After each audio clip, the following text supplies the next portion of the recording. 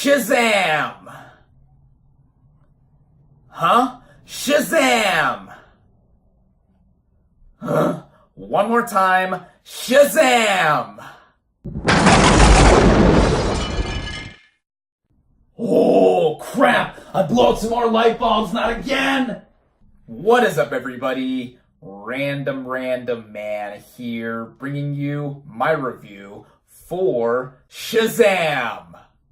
Based on the DC Comics character of the same name, the plot of this superhero film basically follows Billy Batson, played by Asher Angel, a troubled teenager who has spent years trying to look for his mother after he got separated from her, only to end up in yet another foster home, and after encountering a wizard named Shazam, played by Digimon Hongsu, Batson harnesses the ability to transform into the adult superhero of the same name, played by Zachary Levi.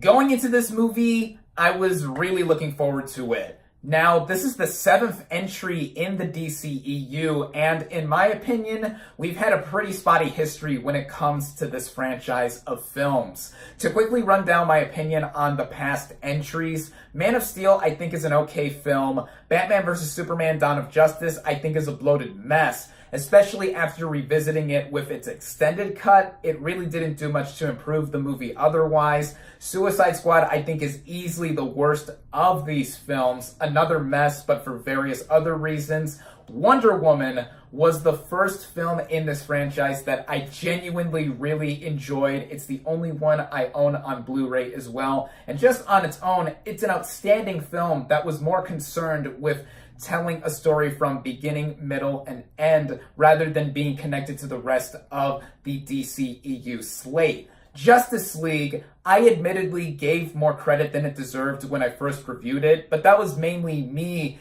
being sick and tired of the hate that this franchise has gotten, as it's already had enough trouble as it is trying to find its footing after all of the messiness that I've previously mentioned with some of the other films. Last year, we got Aquaman, which, like Wonder Woman, was quite a departure from the rest of the DCEU films, as while the rest of the movies were really dark and foreboding, I thought that Wonder Woman and Aquaman, what those two films did really, really well was stand on their own while also having their own unique style. And in the case of Aquaman, it was very self-aware in what it was trying to be and do, and that's why I enjoyed that film as well. That was one big reason that I was really looking forward to seeing Shazam going into it, because it did look like it would follow in the same light of Aquaman and trying to be its own thing instead of just wanting to be connected to the rest of the DCEU films and be like the Marvel Cinematic Universe, when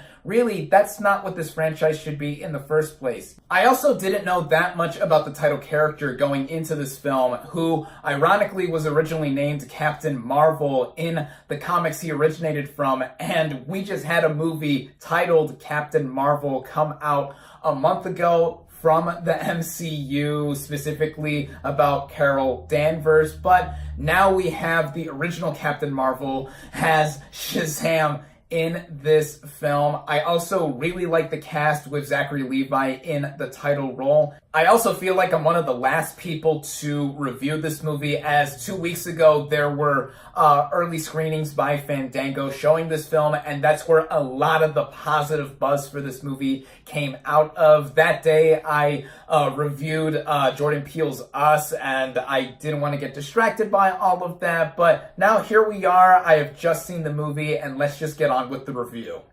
Starting out with the cast and their performances, we have both Asher Angel and Zachary Levi as Billy Batson, aka Shazam. Now, to start out with Asher Angel, who plays the teenage version of Batson, I thought he was quite solid in his role.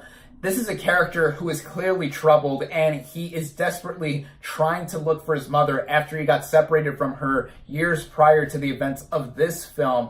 And we get to see how he is very much a loner. He is somebody who is only in it to look out for himself, but when he is exposed to other characters in this film, I did like his interactions because they did feel like they were in line with what his character was doing and the traits that he expressed, but also in him growing as a character as the movie progressed. When it comes to Zachary Levi as the adult version of Batson, aka Shazam, wow.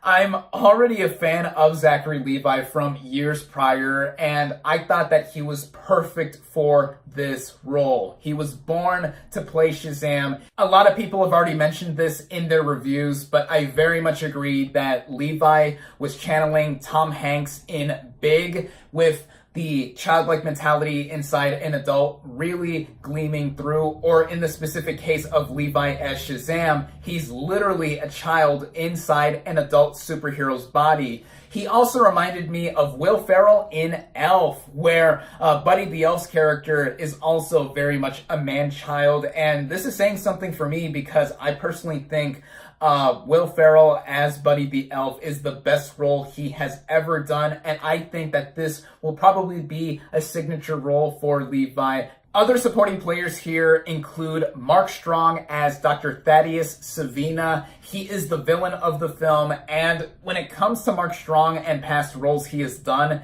he can play villains in his sleep. He was Frank D'Amico in Kick-Ass and Sinestro in 2011's Green Lantern, also based on another DC property that we would like to forget about. He only played Sinestro briefly, though. And as Savina, I thought that he did bring something to the character that would have been made too hammy if it was played by another actor, but he, I thought, for the most part, was able to balance the seriousness and a bit of a comedic edge with his character as well. We also have Jack Dylan Grazer as Freddy, the roommate to Billy Batson once he does arrive at the foster home where he is now been assigned to. And Jack Dylan Grazer, I think he is a talented young actor. You may know him as one of the kids in the 2017 version of It, and here he does steal the show a lot of the time. He's very much a fanboy or audience type of character where he has a lot of knowledge of comic books and superheroes, and he parlays a lot of that to us, the audience, as we are literally, as he is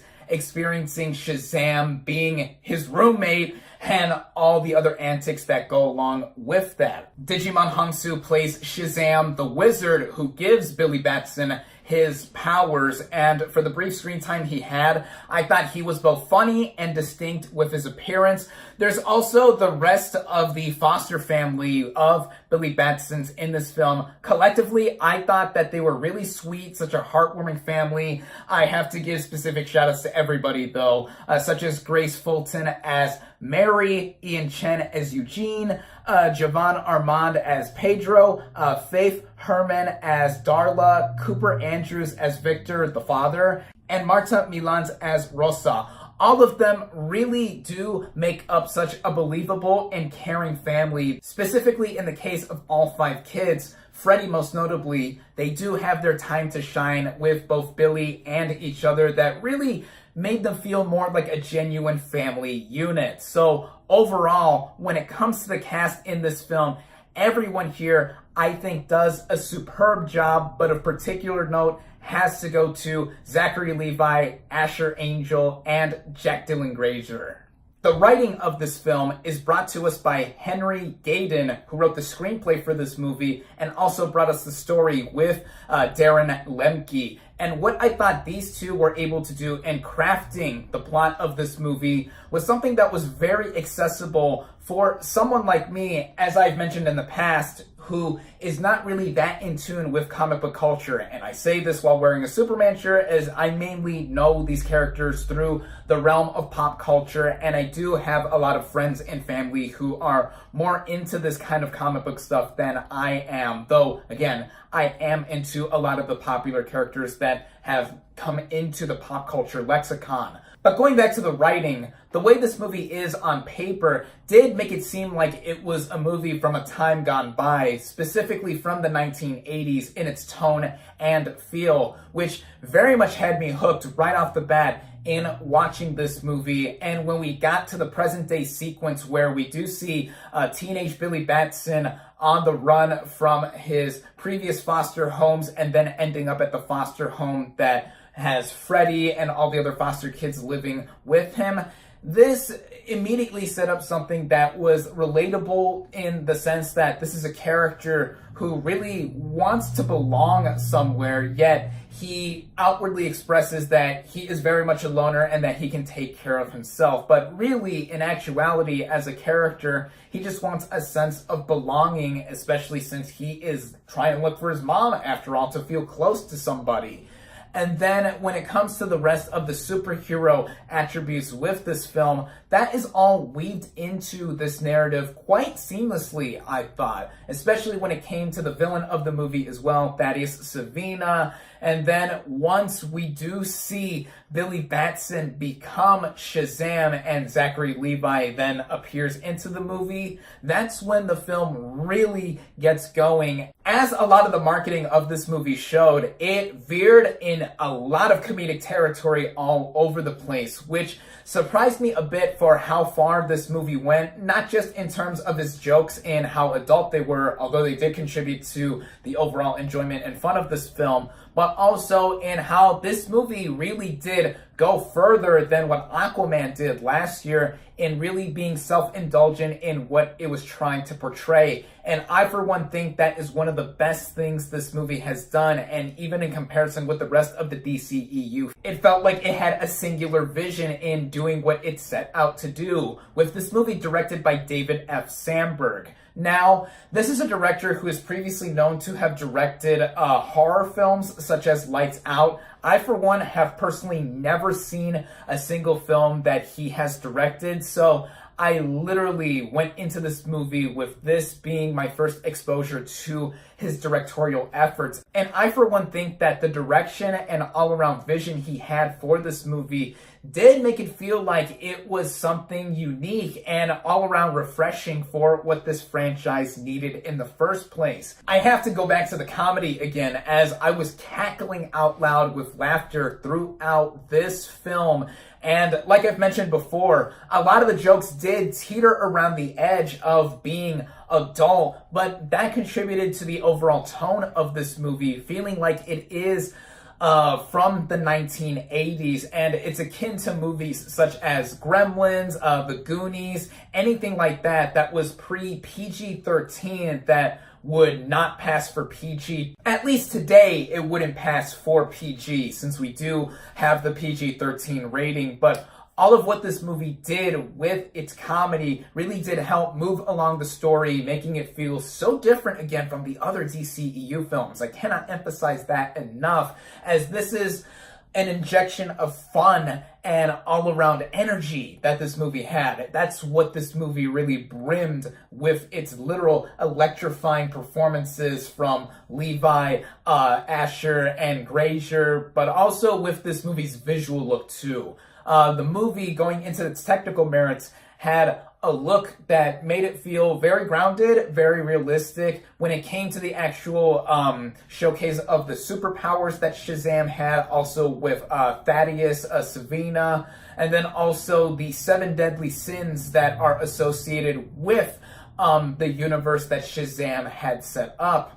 It was quite inventive, and I thought that the CGI work with them, while not the absolute best CGI work, I thought it fit the bill for what this movie was going for. Then the action and the way it was shot, I thought it, again, was brimming with energy. It was visible. Everything I was able to see well. That goes into how I thought this movie was well shot overall with its cinematography. In terms of its production design and location, this movie was set in Philadelphia, and I thought that added to the refreshing nature of this film, as to my knowledge, I don't think that there's been a superhero film set in the city in the US, though This isn't the first film that has been set in Philadelphia, of course. One of the most famous movies ever set in Philadelphia is Rocky, or the Rocky franchise in general, as we do see the Rocky steps in the film leading up to that art museum, all the buildings everywhere. One specific example that stood out to me was the school that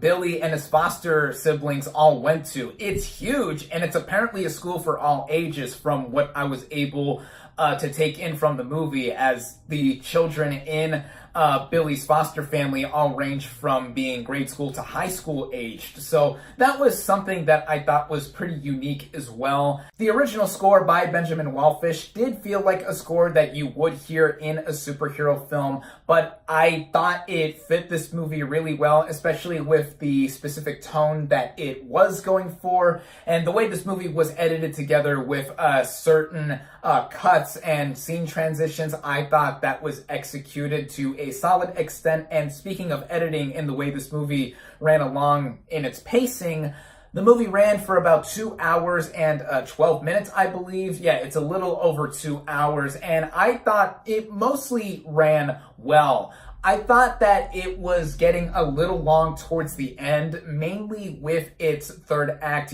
final showdown. But I thought that issue was easily able to be overlooked with the surprise that happened in the third act. No spoilers here, but it was something that I did not expect, and I, again, thought it fit the movie. And I also have to give kudos for that portion of the movie not being given away in its marketing. I, for one, didn't pay much attention to the marketing for this film anyway, as I only saw a couple trailers for this film, and that's it. I wanted to go into this movie knowing little to nothing at all. In terms of any other issues I had with this movie, really, anything that I think negatively about this movie is minor in retrospect. Now, I've talked a lot about the tone of this movie in it feeling lighthearted, comedic at its core, but also it is pretty serious at times. Not to the doom and gloomy level that other DCEU films have used with their narratives, but when shit does get real, it does get real, and the movie does go for it.